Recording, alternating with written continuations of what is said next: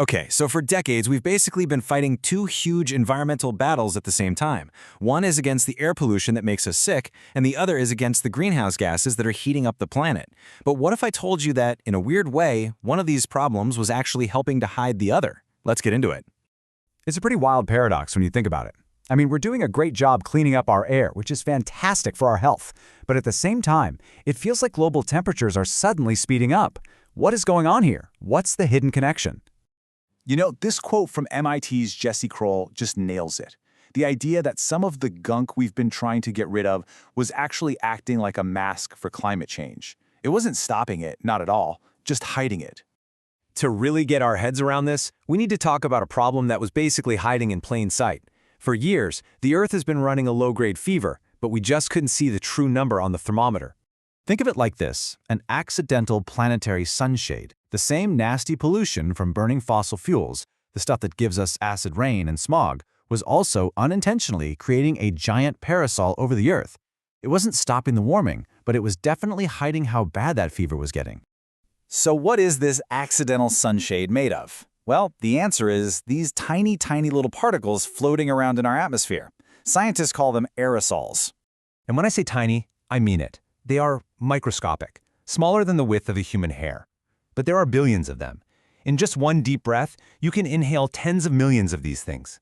They're everywhere, and their combined effect on the climate is massive. And they come from all over the place. Nature makes them, from sea salt getting kicked up into the air or volcanic eruptions. But we humans have become a major source, just churning them out from power plants, cars, and farming. Now, here's where it gets really important. Not all aerosols are the same. You've got two main types. On one side, you have these bright, reflective particles, like sulfates. Think of them as tiny shields, bouncing sunlight away and cooling the planet. But on the other side, you've got dark stuff, like soot, that actually soaks up heat and warms things up. For a long time, the cooling effect was winning this tug of war. All right, let's zoom in on those cooling aerosols for a second because they are the key to this whole mystery. They cool the planet in two really interesting ways. Okay, so first up is the direct effect. This is the easy one. Just picture countless tiny mirrors floating in the sky, reflecting sunlight back out into space before it ever has a chance to warm us up. Simple. Then there's the indirect effect, which is all about clouds. Aerosols act like seeds for water droplets. So more pollution seeds means you get clouds made up of way more but much smaller droplets. And that makes the clouds brighter and way better at reflecting sunlight. And this isn't just some theory. You've seen this with your own eyes. That thick, hazy air you sometimes see over big cities? That's it. That's a visible sign of aerosols doing their thing, scattering sunlight and creating that sunshade effect right in front of us. So for decades, our climate has been stuck in this bizarre balancing act. Greenhouse gases are pushing us toward warming, while these cooling aerosols have been pulling in the other direction. And scientists have gotten really good at measuring this push and pull. Take a look at this chart. It really shows what's going on. Everything in red, pushing to the right, is a warming force, and you can see CO2 is the big one. But now look at the blue bars pushing to the left. Those are the cooling forces, and aerosols are the star player there. You can literally see them canceling out a big chunk of the warming.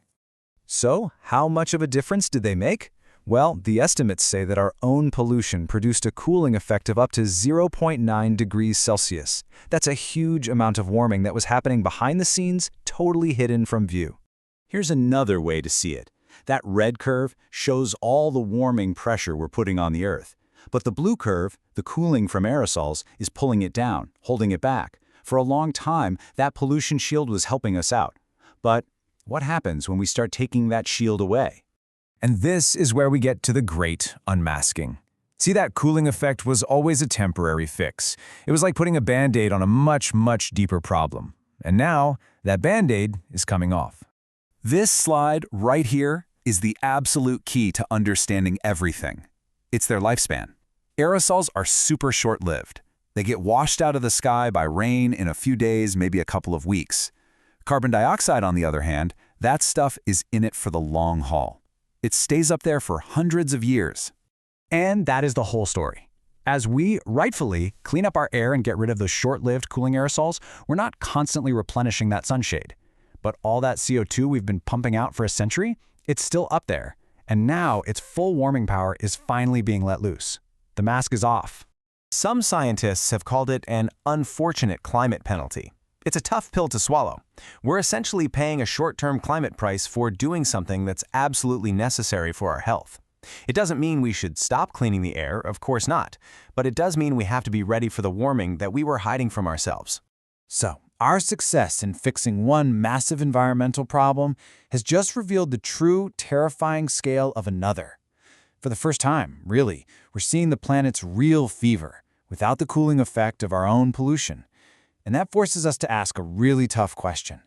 Now that the mask is off and we can finally see the full problem, what are we going to do about it?